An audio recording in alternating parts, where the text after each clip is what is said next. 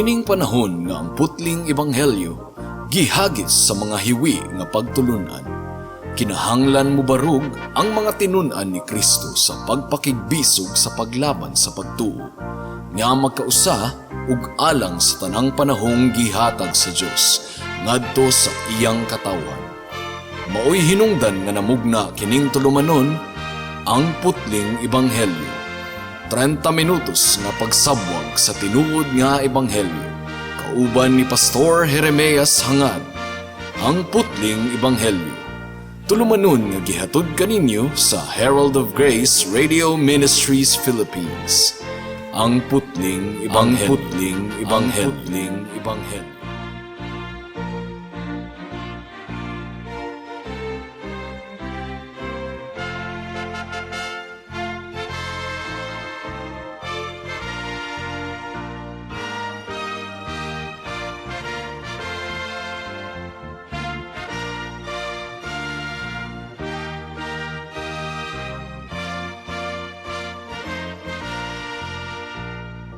Mayong hapon, Dapitan City, Dipolog City, Zamboanga del Norte, Zamboanga Sibugay, Misamis Occidental ug kutob sa tanang gidala sa Ginoo sa pagpaminaw ni ining atong programa nga giuluhan og ang putling ebanghelyo. Kini ang inyong igsuon ug higala sa kahanginan si Pastor Jeremias Lauri Hangad sa Herald of Grace Radio Ministries Philippines. Dinuyugan sa iglesia nga nag-sponsor ni ining atong programa, ang Salitran Covenant Bible Church sa Barangay Salitran, Dakbayan sa Dasmariñas, Probinsya sa Cavite. Happy New Year sa tanang tigpaminaw sa atong programa. Ang Dios magapanalangin kanatong tanan niining tuiga. Ang atong teksto ning takna sa kahaponon makita sa Lucas Kapitulo 8, versikulo 12. Ang giingon diri, ang mga binhi nga nahulog sa agianan mao kadtong mga tawo nga nakadungog sa pulong sa Dios. Apan mitungha dayon ang yawa ug misakmit niini gikan sa ilang kasing-kasing aron dili sila motuo ug maluwas. Lucas 8:12. Nindot hunahunaon nga daghang mga interesadong maminaw sa pulong sa Ginoo dinhi sa kahanginan. Nasayran nako kini pinaagi sa mga texts nga atong nadawat gikan sa atong mga tigpaminaw. Ug bisan pa og daghang binhi sa pulong sa Ginoo nga nangahulog sa kabatuan, sa bantok nga dalan ug sa sampinitan, maka-encourage gihapong hunahunaon nga ang pulong sa Dios na broadcast dinhi sa kahanginan. Ug mas daghan ang makapaminaw sa mga kabalayan kaysa small group Bible studies nga limitado ug pipila lamang ang makatambong niini. Apan mga kahigalaan, dili kalikayan nga makapangutana kaming mga nagwali diri sa kahanginan mahitungod sa actual nga bunga niining atong pagwali. Unsa kay bunga niini no? Kining langit non nga binhi sa pulong sa Dios, makaproduce ka ni og harvest o mahulog ni sa bantok o patay nga yuta. Ang namalando nga Kristohanon sa pag-atubang niya niini nga pangutana, nagatan-aw usab sa kondisyon sa mga naminaw ug dili mabulag sa iyang hunahuna nga daghan usab ang dili gayod andam sa pagpaminaw sa mensahe sa ebanghelyo. Sila ang giingon sa sumbingay sa atong Ginoo nga bantok ang ilang kasing-kasing. Kining matang sa mga tigpaminaw susama sa bantok nga yuta sa kadalanan nga kanunay gitunob-tunuban sa mga tao. Nakapaminaw sila sa pagwali sa ebanghelyo and so far, naglaom kami alang kanila. Apan wala sila'y idea sa pagtugot niini nga makadulot sa kinailulumang bahin sa ilang kalag. Ang yuta sa ilang kasing-kasing daghan nagsulod. Ang ubang mga tiil motunob dayon sa yuta sa ilang kasing-kasing ug mapapas dayon ang mga tunob sa nagpugas sa pulong sa Dios. Ug tungod kay bantok man ang yuta, dili makaturok ang pulong sa ebanghelyo niini. Ug dili lang kana mga kahigalaan, dili pud nato makalimtan nga aduna pay laing babag sa pagturok sa pulong sa Dios sa kasing-kasing sa mga naminaw. Unsa man kining babaga? Si Satanas ang number 1 nga kaaway sa Dios ug sa tawo, nagapanglihok usab aron dugmukon ang binhi sa pulong sa Dios aron dili kini makaturok sa kasing-kasing sa mga tigpaminaw. Mao kini ang topic sa atong pagtuon ning takna sa kahaponon, ang pagpanglihok ni Satanas samtang ginawali ang mensahe sa ebanghelyo. Dili nato siya makita, syempre, pero kinahanglang hinumduman nato nga nagpanglihok usab siya bisa niining taknaa karong hapuna.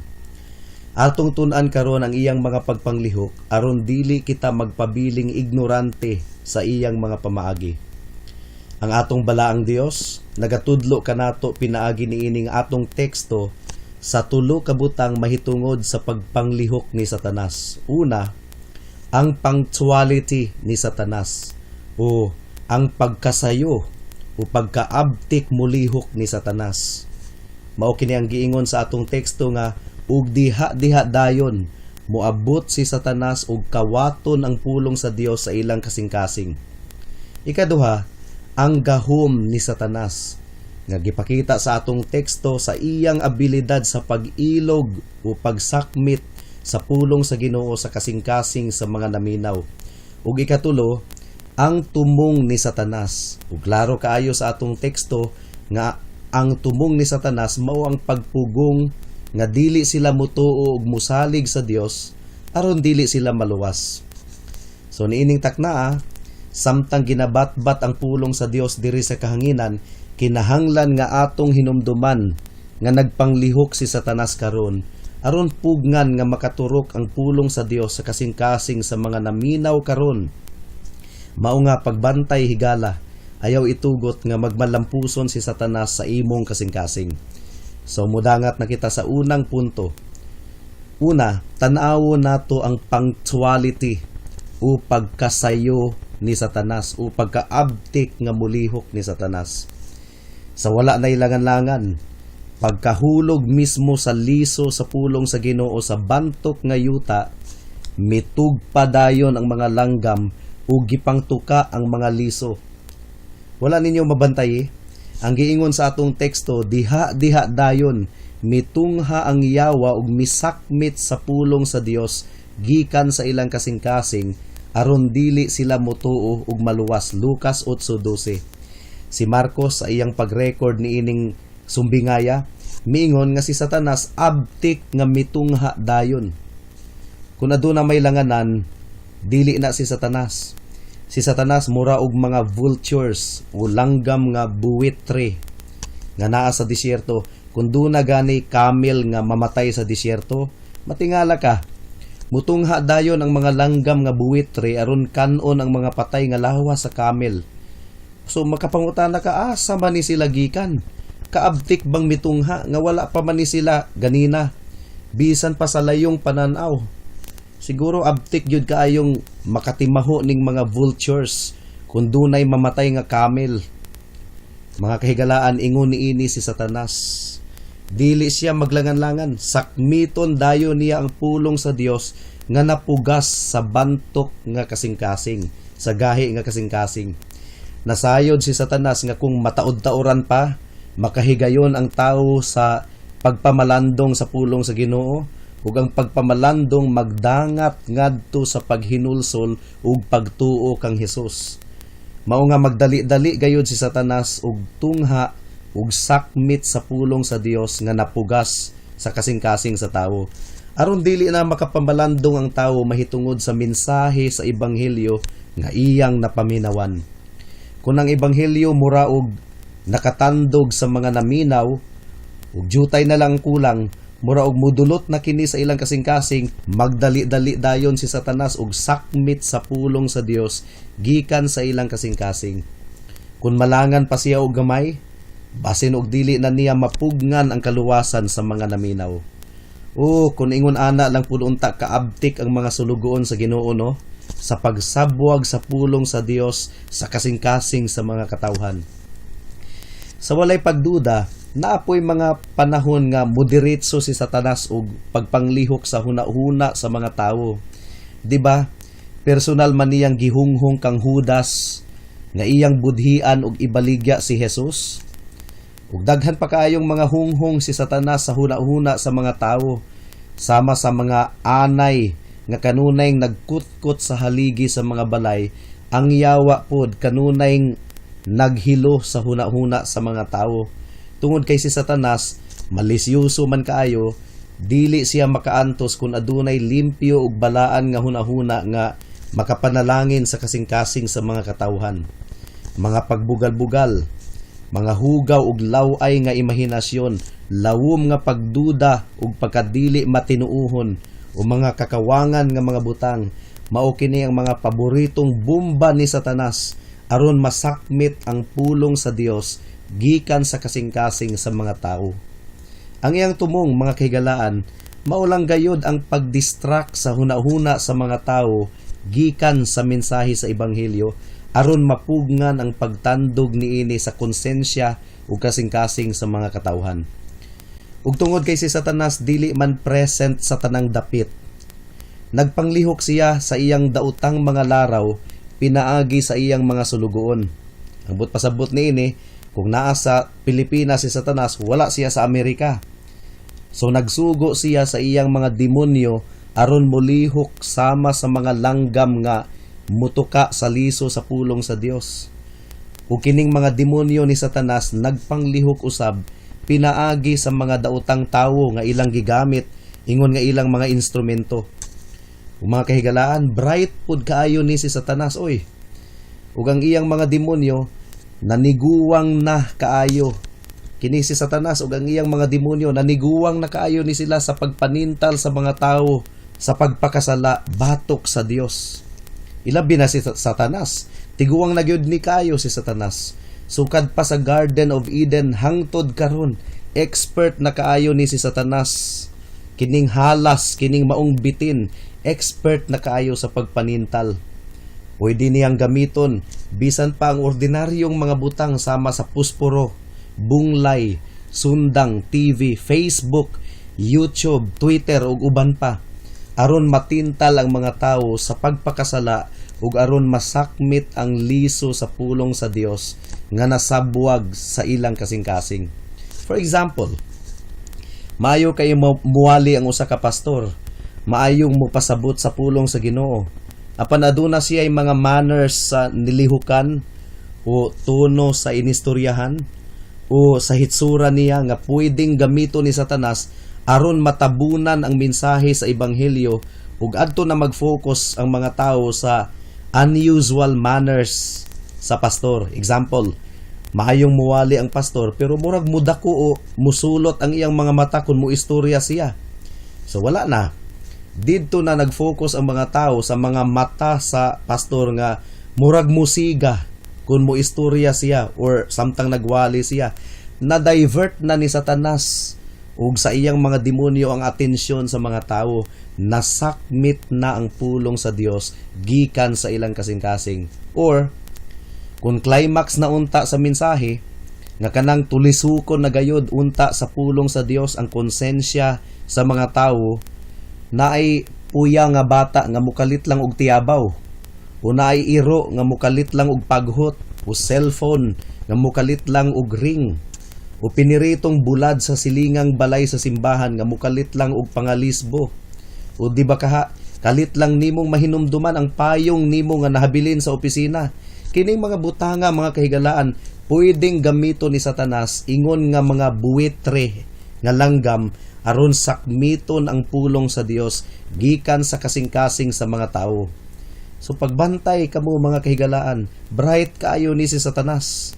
Kahibalo siya nga kung dili magpabilin ang pulong sa Dios sa inyong kasing-kasing, dili gayud kini mamunga sa inyong kalag. Mao nga maningkamot siya nga sakmiton dayon ang pulong sa Dios gikan sa atong kasing-kasing samtang wala pa kini makaturok. Nagwali ako ni adtong miaging adlaw sa patay. Kining nang hapit na unta, kaning climax na sa wali, hingkalit lang og tiyabaw ang bata. So na-distract na ang mga tao. Pagpanglihok na ni Satanas aron dili makaturok ang pulong sa Ginoo sa kasing-kasing sa mga tao. Naay mausahay, pasagdahan lang niya ang bugnaw nga pastor o tigpakaaron ingnon nga mga pastor nga magwali. Kay dili man threat kini kaniya, pero sa mga pastor nga mainiton kaayo sa pagwali sa pulong sa Ginoo, ug sinsero ug tinud-anay nga magwali sa pulong sa Ginoo, mutungha dayon si Satanas. Ug nasayod ako nga bisan karong takna nagpanglihok si Satanas, so pagbantay higala. Ikaduhang punto, atong tan-awon ang gahom ni Satanas. Ang giingon sa atong teksto, apan mitungha dayon ang yawa ug misakmit sa pulong sa Dios gikan sa ilang kasing-kasing aron dili sila mutuo ug maluwas. Wala giingon sa atong teksto nga si Satanas misulay ug sakmit sa pulong sa Ginoo or namasin ug sakmit sa pulong sa Ginoo, kundili misakmit gayod. Nakita niya ang binhi, mitungha siya ug misakmit siya. Klaro kaayong nahasulat kini sa atong teksto. Sayon ra kaayo kining buhaton sa yawa, sama sa mga langgam nga sayon ra kayong mutuka sa mga liso nga nangahulog sa agianan. Ukas ang tandog lang ni Satanas sa hunahuna sa mga tawo ug makawang na dayon ang pagwali sa pastor. Gawas na lang kung mulihok ang gahom sa Dios. Posible nga dunay mahabiling jutay nga sa utok sa mga tawo, pero ang pinakakarne sa mensahe nasakmit na ni Satanas. Mao'y hinungdan nga dili lang utok ang targeton sa mga pastor sa ilang pagwali, kundili ang kasing-kasing usab. Unsaon man ang wali nga naghatag lang og impormasyon sa utok sa mga naminaw, apan ang ilang kasing-kasing gigunitan gihapon ni Satanas. So sakmito ni Satanas ang pulong sa Dios gikan sa kasing-kasing sa tawo aron dili kini makaturok ug makapamunga. Kung mulihok si Satanas, mulihok siya nga seryoso ug maniguro siya nga dili siya mapakyas. Sama sa giingon ko na mga kahigalaan, bright pud kaayo kini si Satanas. Although dili siya makatupong sa ka-bright sa Ginoo, pero bright ni siya Hinumdumi nga anghel ni siya sa una. Bisan pag sagulon ang tanang utok sa mga pastor sa tibuok kalibutan, dili gihapon makatupong sa utok ni Satanas. Gawas na lang kung mulihok ang balaang espiritu aron mabuyong ang iyang utok ug maglibog siya kung unsay iyang buhaton. Master pud ni si Satanas sa iyang trabaho. Expert na pud ni siya kaayo sa pagsabot sa kasing-kasing sa mga tawo. Bisan pagdili siya kabasa sa tanang sulod sa kasing-kasing sa tawo, tungod kay ang Dios lamang ang adunay gahom sa pagbasa sa tanang sulod sa kasing-kasing sa mga tao, pero maayo kaayong mosaiko ni si Satanas. Ngano man, pila na biya kalibo ka tuig nga iyang gitun-an ang mga lihok sa katawhan. Kahibalo si Satanas sa tanantang mga kahuyangon. Hibalo siya kung asa ta niya atakihon. Kung experience lang ang hisgutan, mga kahigalaan, wala ra ka kumingking ang atong experience, itandi kang Satanas. Usbon ko, tiguwang nakaayo ning halasa kining maong bitin. Siya ang karaang bitin nga nagtintal ni Adan ug ni Eva sa tanaman sa Eden. Ug dugang pa, sayon ra kayong mulihok si Satanas. Gumikan sa kondisyon sa kalag sa mga katawhan. Di ba? Dali ra kayong makabantay ang mga langgam sa mga binhi nga nasabwag sa agianan kaysa mga binhi nga gipugas og tarong sa binungkal og dinaro nga kaumahan. Kung ang yuta maayong matang ug napugas og tarong ang binhi niini, maglisod ang langgam sa pagpangita ug sa pagtuka sa maong binhi. Sa susamang paagi, kung ang kasing-kasing sa tawo tabunok, nabungkal, nadaro og tarong, ug naugmad og tarong, maglisod si Satanas sa pagsakmit sa binhi sa pulong sa Dios nga natisok niini. Apan kung bantok ang kasing-kasing sa tawo ug wala makadulot ang pulong sa Dios niini, sayon ra kaayong sakmito ni Satanas ang binhi sa pulong sa Dios nga nasabwag sa maong kasing-kasing. Nang hinaot ako nga bag-uhon sa Dios ang atong kasing-kasing, pahumukon niya kini aron moturok ang pulong sa Dios, mamunga og paghinulsol og pagtuo kang Hesus alang sa atong kaluwasan. Iampo nato ang atong kasing-kasing, mga kahigalaan. Ang atong kaaway nga si Satanas dili basta-basta, kugihan siya. Mao nga dili kita magtinapulan. O Ginoo, pildiha ang pagpanglihok ni Satanas, pahumuka ang kasing-kasing sa mga katawhan karon ug luwasa ang mga naminaw sa imong pulong karon. Atong tapuson karon ang atong pagpamalandong pinaagi niining ikatulong punto, ang tumong ni Satanas. Karon sa dili pa nato kini palapdon, buot kong masabtan sa matag usa nga si Satanas usa ka insaktong theologian.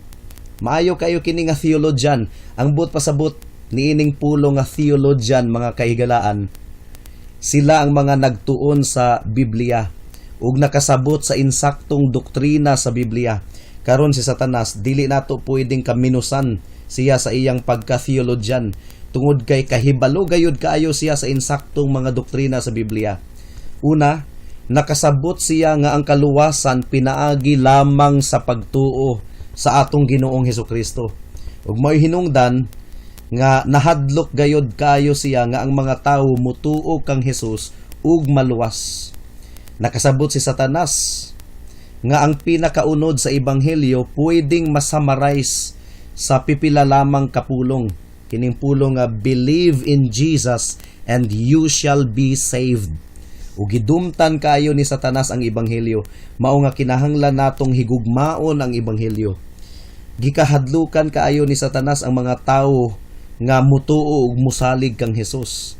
Mao nga naningkamot siya nga tamnan og garbo ang kasing-kasing sa mga tawo aron sila musalig sa ilang kaugalingong pagkamaayo ug pagkabuutan imbis nga mutuo ug musalig lamang kang Hesus alang sa ilang kaluwasan. Sa aron dili sila mutuo ug maluwas, ginasakmit ni Satanas ang pulong sa Dios gikan sa ilang kasing-kasing. So klaro kaayo natong makita niini ang pagkautukan ni Satanas. Kay kung ang ebanghelyo magpadayon ug pundo sa kasing-kasing sa tawo, ang tendency niini mao nga matawo ang tinuod nga pagtuo ug pagsalig kang Hesus. Di ba? Ang liso nga magpabilin sa yuta, muturok man, mutubo ug mamunga. Ang ebanghelyo usab muturok, mutubo ug mamunga kung magpabilin kini sa kasing-kasing sa tawo. Mao'y hinungdan, mga kahigalaan, nganong magdali-dali gayud si Satanas sa pagsakmit sa pulong sa Dios gikan sa kasing-kasing sa tawo.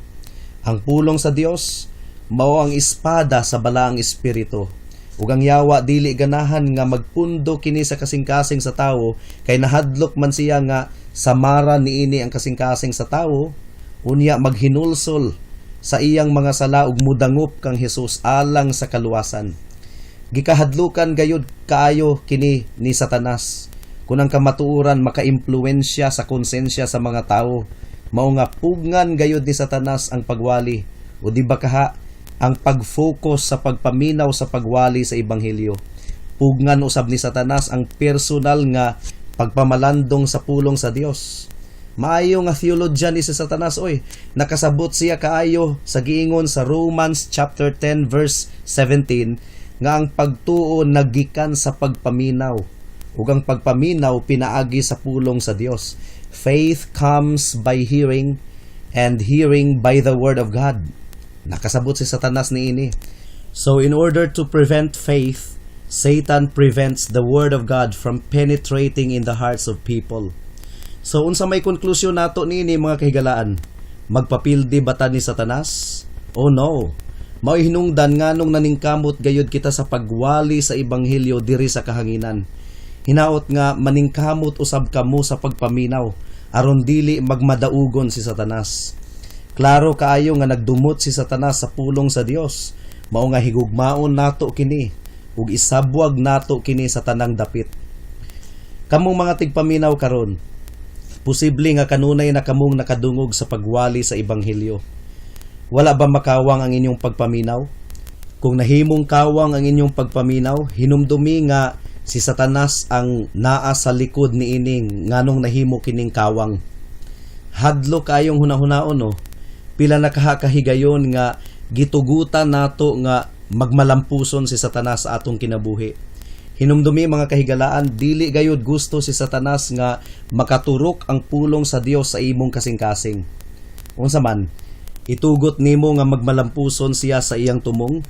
Dili gusto si Satanas nga mututok ka kang Hesus.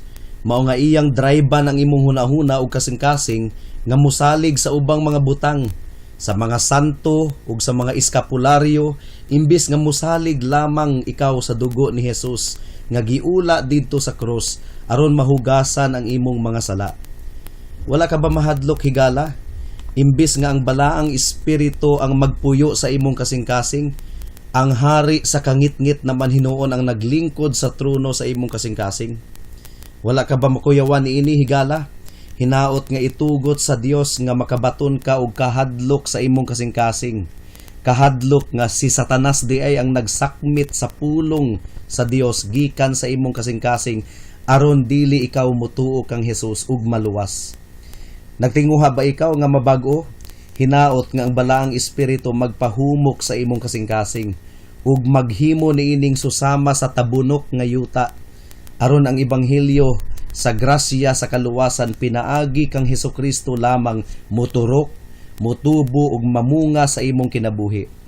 Hinaot nga iduso ka sa balaang espiritu aron maghinulsol sa imong mga sala ug mosalig kang Hesukristo lamang alang sa imong kaluwasan. Buhata kini karon higala kay basin ug ugma ulahi na ang tanan. Hangtod din hilang kita taman sa atong pagtuon karong taknaa tungod kay wala na kitay oras pa. Ako kamong padayon nga giimbitar sa pagpaminaw niining atong programa sa matag Sabado alas 4 hangtod sa alas 4 sa hapon dinhi sa Radyo Bibo. Daghang salamat.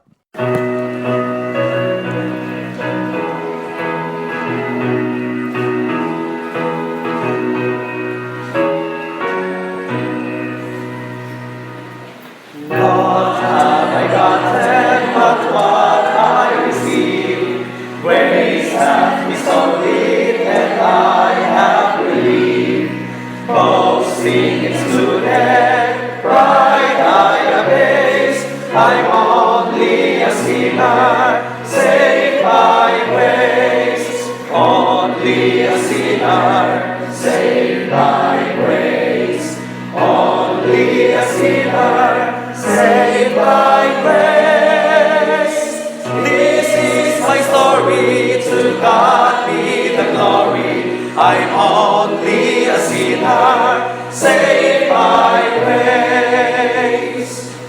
Once I was foolish and sin ruled my heart, causing my footsteps from God to depart. Jesus has found me, happy my days. I now am a sinner, saved by grace. Only a sinner, saved by grace. Only a sinner, saved by grace. This is my story, to God be the glory. I'm only a sinner, saved by grace. Tears unavailing, no merit had I. Mercy had saved me, or else I must die. Sin had alarmed me, fearing God's face, but now I'm a sinner, saved by grace. Only a sinner, saved by grace. Only a sinner, saved by grace.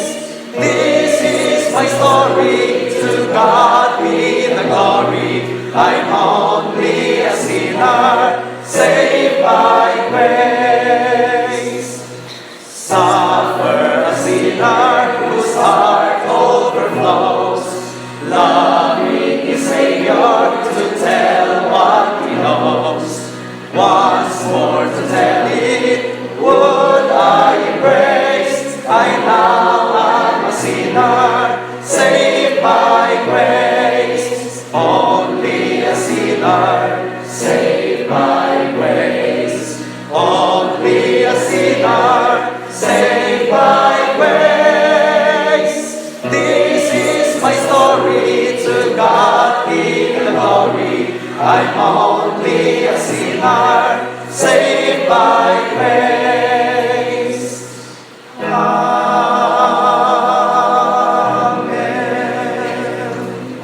Alang sa dugang nga mga pangutana, mahimong mo text kang Pastor Jeremias hangad sa 0935 744 3030.